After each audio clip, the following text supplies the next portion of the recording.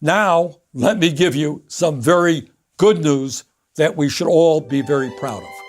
Bernie Sanders is running for president in 2020. He declared his candidacy on February 19th on Vermont Public Radio and launched a video announcement on his YouTube channel the same day. I'm Bernie Sanders. I'm running for president, and I'm asking you today to be part of an unprecedented grassroots campaign of 1 million active volunteers in every state in our country.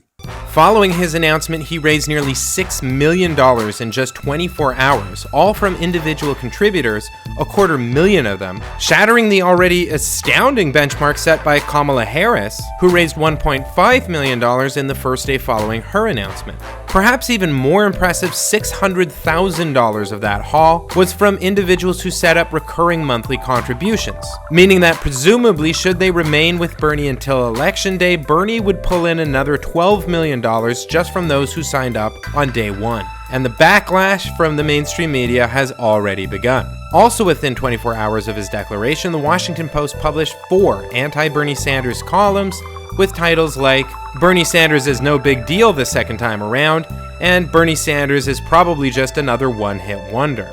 In this video, I'll break down some of the mainstream media's history of bias against Bernie Sanders before putting a spotlight on one more subtle attack put out by CNN's YouTube show, The Point. I'm choosing to focus in a bit on this one particular video because I believe it serves as the perfect case study of mainstream media bias against Sanders and the progressive movement. Just in case you were wondering, what's the point?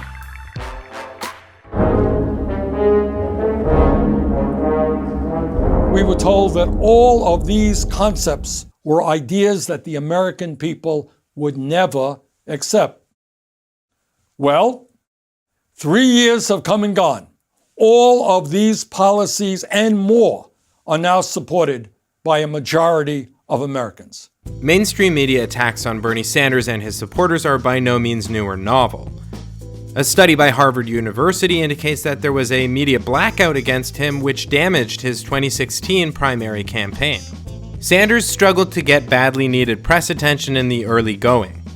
With almost no money or national name recognition, he needed news coverage if he was going to gain traction. By summer, Sanders had emerged as Clinton's leading competitor, but even then, his coverage lagged. 5 Republican contenders, Trump, Bush, Cruz, Rubio, and Carson, each had more news coverage than Sanders during the invisible primary. Clinton got 3 times more coverage than he did. While coverage of Sanders has obviously swelled as he has risen to become a national figure, negative coverage persists. A particularly egregious example was the 2017 article in the New York Times called "Attack Tests Movement Sanders Founded," which blamed Bernie and his movement for the Steve Scalise shooting. The editorial, disguised as a news article, claimed, "That shooting on Wednesday, which wounded 4 people, may prove to be an unexpected test for a movement born out of Sanders' left-wing, populist politics, and a moment for liberals to figure out how to balance anger at Trump with inciting violence." In fact, Sanders has never called for violence. Rather, he has condemned it at every turn, including in this instance. While perhaps more subtle, the media bias against Sanders is perhaps most damaging on cable news outlets like CNN. While CNN is often labeled as liberal and fake news by conservatives and Trump supporters respectively, it recently faced backlash for hiring Sarah Isgar, a longtime GOP operative who served in Trump's Justice Department and once called CNN the Clinton News Network. Progressives have yet to experience the same level of concessions from the outlet. During the 2016 campaign, CNN habitually included the yet-to-be-cast superdelegate votes in their tallies, thus inflating the perception of Clinton's primary lead. Along with Fox and MSNBC, CNN refused to cover a major Bernie Sanders speech in front of a crowd of thousands, instead filling the time with general punditry and teasing a speech that Trump would be delivering later on. 6 months ago, Jake Tapper decided to fact-check a claim that Bernie Sanders made, quoting a Koch brother-funded study. Sanders had not made a false claim, but Tapper managed to claim that he had by reinterpreting Sanders' claims about saving Americans money to mean saving the government money. That the Medicare for All proposal would actually save the government money. Let me thank the Koch brothers of all people, for sponsoring a study that shows that Medicare for All would save the American people $2 trillion over a 10-year period. Is that true? Did a study funded by the Koch brothers indicate that Medicare for All would actually save the U.S. government trillions of dollars? No. After facing backlash, Tapper apologized for his mistake on Twitter, and CNN relaunched the same fact-check video on their YouTube channel with minor edits, which faced a new round of backlash in the comments section. CNN has continued to push against Sanders for 2020, and for their own favorite candidate, Kamala Harris. They elevated Harris by giving her the first Democratic town hall event, and in Iowa, the first in the nation primary state. They rank her number 1 on their Democratic candidates list and relegate Bernie Sanders at number 7, despite the fact that she has never beat him in a single poll of the general electorate collected by RCP, including their own polls.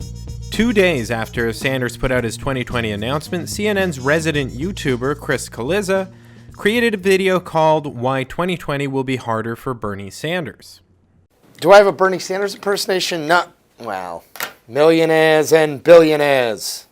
Huh? Right. So Cillizza begins his video by making a claim about what Bernie is thinking. And his calculation is relatively simple. No one thought I had any chance of winning in 2016, and I darn near beat the most powerful non-incumbent frontrunner in the history of modern American politics. Well, true. Now people know me and like me, and I'm running from the front of the pack. So this all should be much easier. Sanders is right about part of that. Okay, this is a minor point, but you should never make a claim about what another person is thinking, let alone claim that what you presume they think is incorrect. So without referring to anything Sanders has actually said, Cillizza is bizarrely saying that Sanders is only partly correct about the thought he randomly and incorrectly attributes to Sanders. Billy, I don't know what you're talking about. Next, Cillizza attempts to give Sanders the benefit of the doubt, citing positive information about the current frontrunner among declared Democratic candidates. A Monmouth University poll released in early February showed almost 7 in 10 Democrats had a favorable opinion of Sanders, while just 19% had an unfavorable opinion. And Sanders trailed only former Vice President Joe Biden in the 2020 ballot test in that same poll. While this appears on the surface to be favorable information about Sanders, and it is, this is done mainly to create a perception of balance for his criticisms that are yet to come. The information he cites is also very underwhelming. He cites just one poll. For proper context, we should understand that Sanders came second to Biden in all 16 out of the last 16 polls from Harvard Harris, Emerson, Monmouth, CNN, Morning Consult, and Politico. But buckle in, it's about to get worse. Another person who seems to like Sanders is Donald Trump. But I like Bernie because he is one person that, on trade, he sort of would agree on trade. What happened to Bernie Sanders 4 years ago was quite sad as it pertains to our country. So we'll see how he does. Yes, Trump has said positive things about Sanders, mainly as a backdoor attack against Hillary Clinton. But between Bernie declaring and the publication of this video, Trump made it quite clear how he feels about Sanders, sarcastically wishing him well on Twitter while referring to him as Crazy Bernie. This was, of course, not the only time Trump has called him Crazy Bernie. He did the same back in October, for example, in an attack against Bernie's Medicare for All plan. By choosing to focus on Trump's praise of Bernie rather than his attacks, Cillizza insinuates that there is an unholy alliance among the populists. Claiming that Trump likes Bernie has the likely intended effect of pushing Democrats against him. Trump repeatedly praised Sanders during the 2016 race and said he was a victim of an establishment conspiracy aimed at electing Clinton. Because they didn't treat Bernie right. They didn't treat him right. I mean, I don't know Bernie. I don't know him. I never met him. But they didn't treat him right. The conspiracy talk Cillizza chuckles at here is actually very much substantiated by the DNC email leak WikiLeaks released in 2016. You would expect a CNN contributor to know this, since this is a major piece of the Russian collusion story that the network covers ad nauseum. Alright, this show is called The Point, so let's skip ahead to it. Here's several things that make 2020 a different race for the burn. The most obvious difference is that the 2020 field is already big and is going to keep getting bigger. That is true, it's a bigger field. Strange to bring that up in a video about Sanders, though, since that challenge would apply to everyone in the field. The problem for Sanders is not that there are so many candidates, really, but that so many of the candidates are vying for his slot as the liberal champion in the race. Kamala Harris, Elizabeth Warren, Kirsten Gillibrand, Cory Booker, and more are all trying to be the candidate who liberals fall in love with.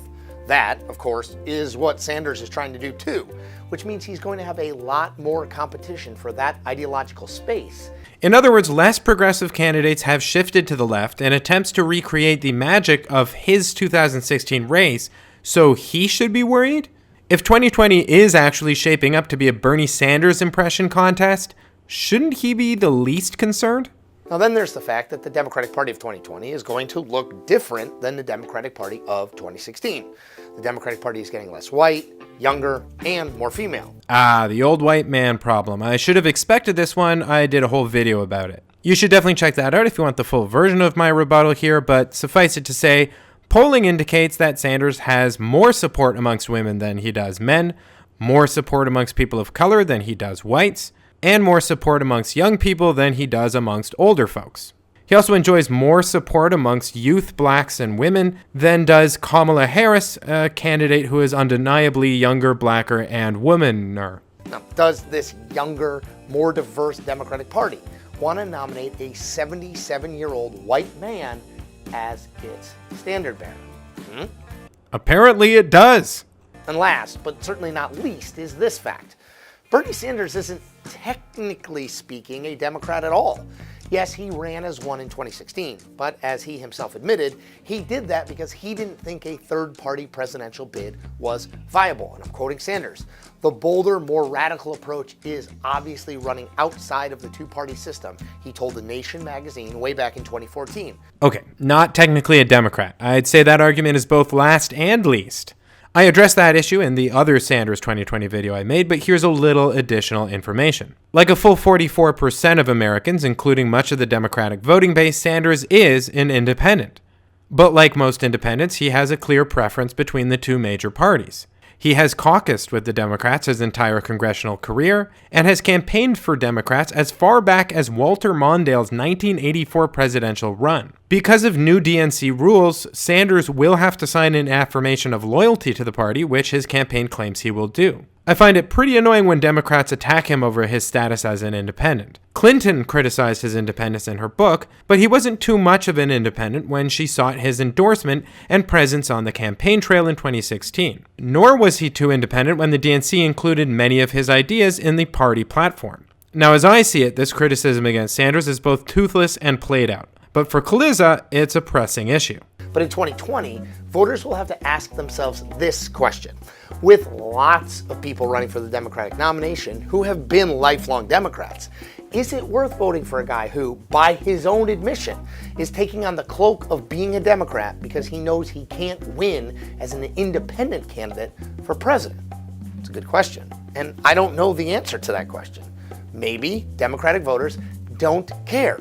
Maybe they dated Bernie in 2016, but are going to marry him, politically speaking, in 2020. But count me as skeptical. And Kaliza is not alone. Ever since he entered presidential politics in 2015, Sanders has faced pushback from establishment media. First they ignored him, then they smeared him, and now they dismiss him as implausible despite all evidence to the contrary. Kinda reminds me of that famous quote Gandhi never actually said. When it comes to the resistance Sanders has regularly faced in the so-called liberal media, I think we might want to consider motive. What's the point?